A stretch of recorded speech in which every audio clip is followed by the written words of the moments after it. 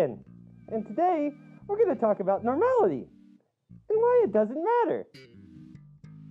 Normal is conforming to a standard, usual, typical, or expected. By definition, that's what normal is. However, normality is often more defined by the people we're around and the places we are, as society is the ultimate arbitrator of what is and is not considered normal.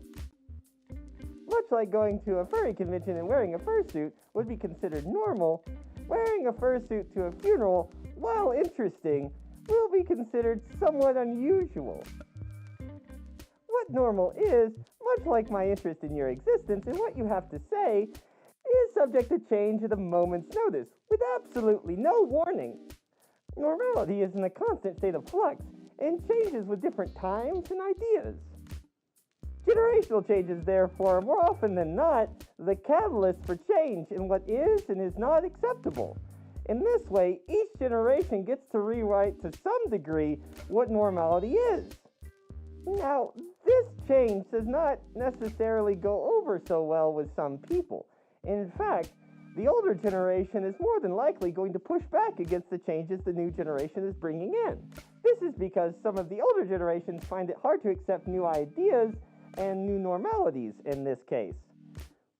This is on the whole because their generation might have a problem with where the idea is coming from, being from a younger person, or they might have a problem with it morally, such as a religious stance, per se.